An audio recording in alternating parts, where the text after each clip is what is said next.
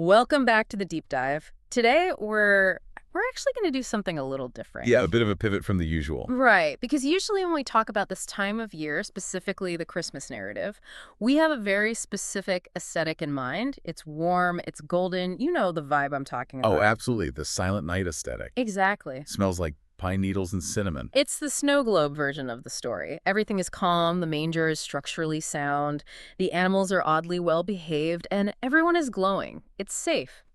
But today we are cracking that snow globe open, or, maybe shattering it is a better description. Shattering is definitely the right word. We are looking at a sermon delivered by Philip Gibson titled Refuge and Resistance. It was delivered just recently on December 28th, 2025.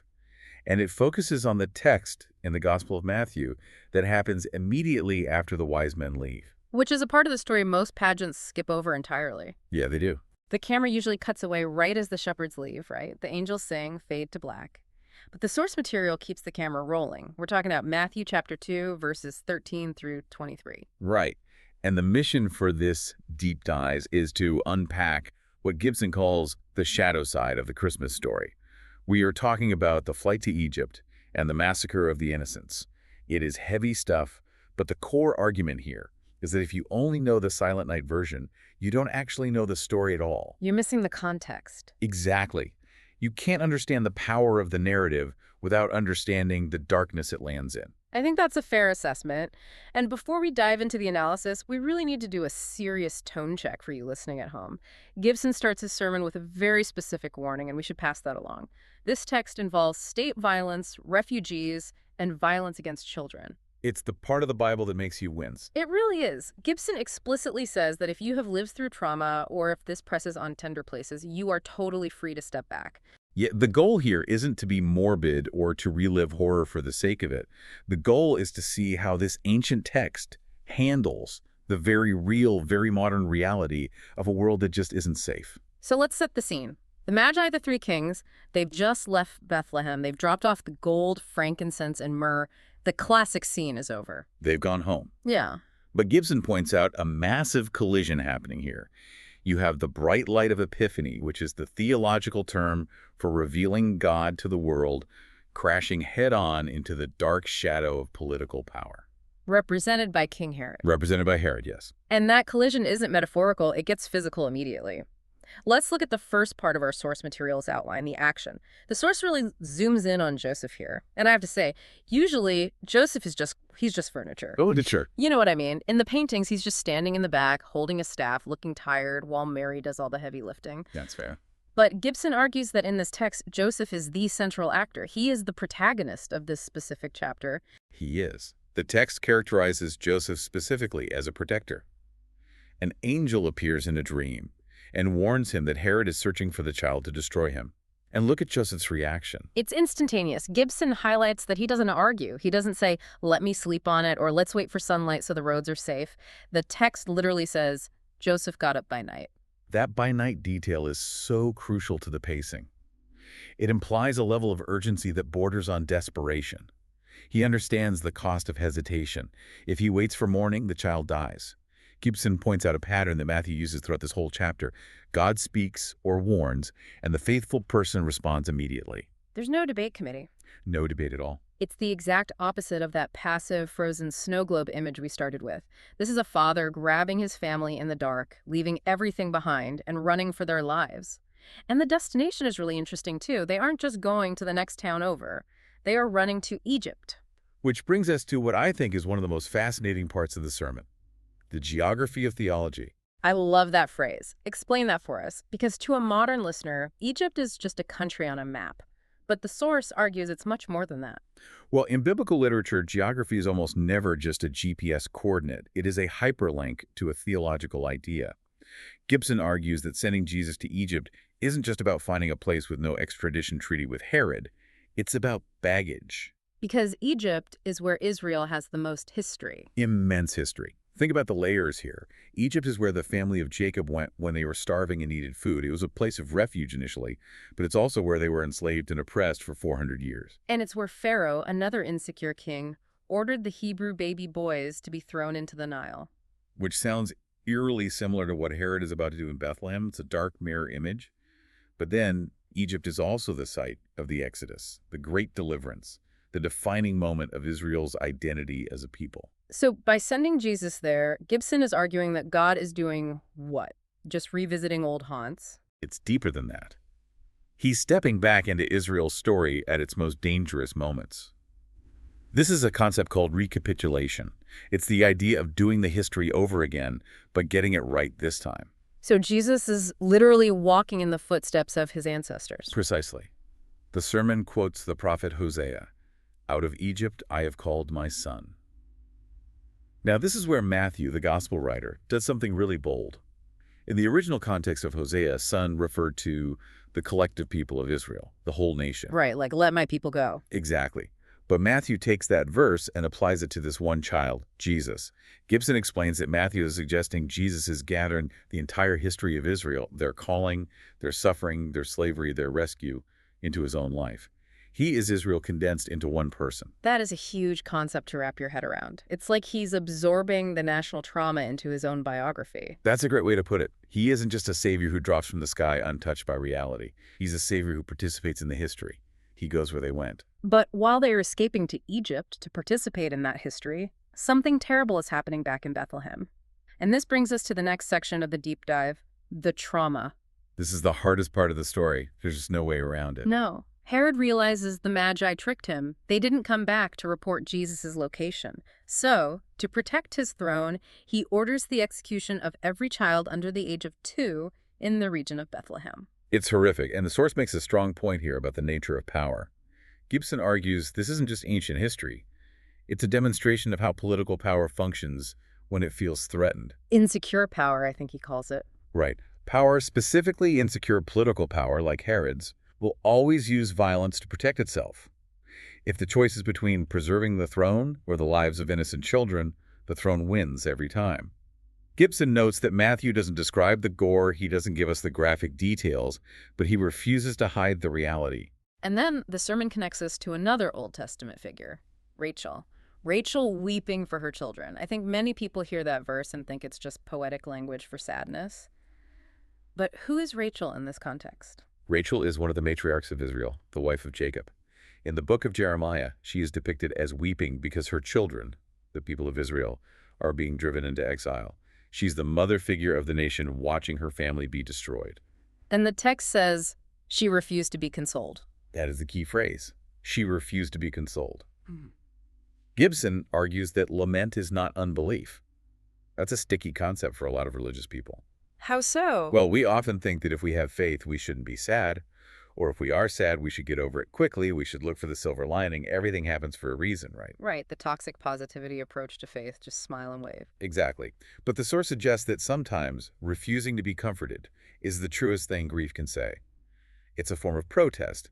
It's saying, this is wrong, and I will not pretend it is right. That's powerful. It validates the sorrow. It says you don't have to put a happy face on a massacre just to prove you trust God. It validates sorrow as part of the story of God's people, rather than something to be ignored or explained away. The sermon explicitly states that we shouldn't rush past this to get to a happy ending. The grief matters to God. Rachel's cry is recorded in Scripture just as much as the angel's song is. But the story does move forward. History keeps turning. Herod eventually dies. He does, which is another subtle reminder in the text. Tyrants die. Their power has an expiration date. And the angel speaks to Joseph again in Egypt, telling him it's safe to return. But there's a twist here, right? It's not totally safe. No.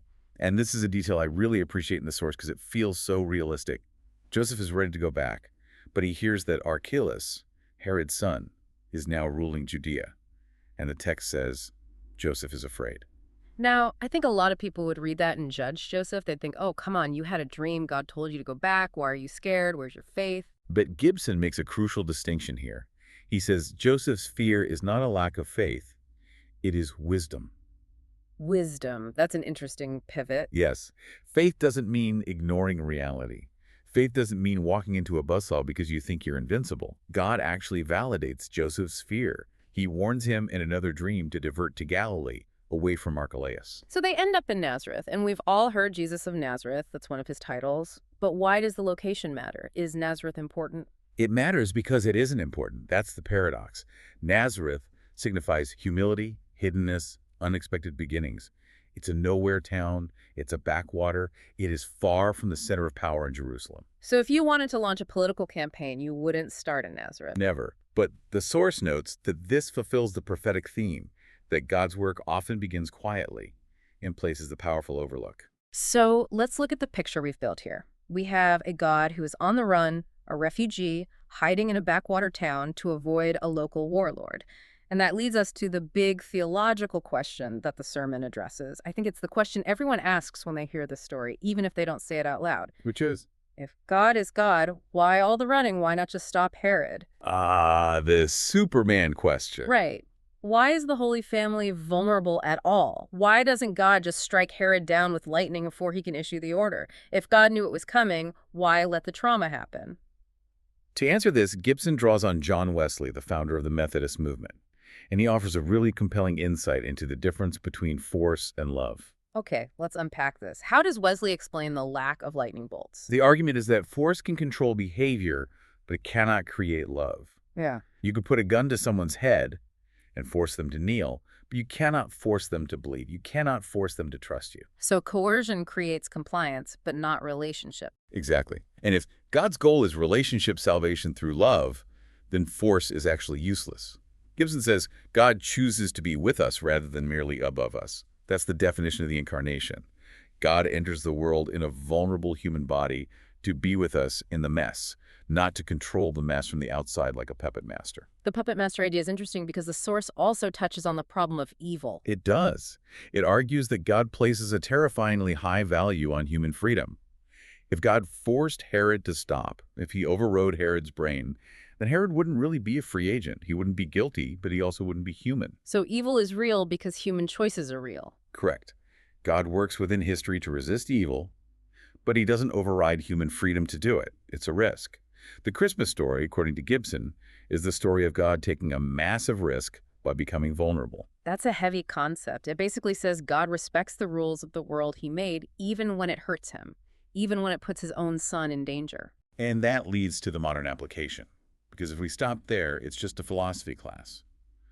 The sermon pivots to ask, okay, if this is how God operates, as a refugee, through vulnerability, through hiddenness, what does that mean for us, for the church in 2026? Gibson outlines 4 specific directives. The first one is to speak truth. Right, to name the darkness, to point out the Herods of our world. And he defines Herods not just as politicians, but as systems and people who use power to harm the innocent to protect themselves.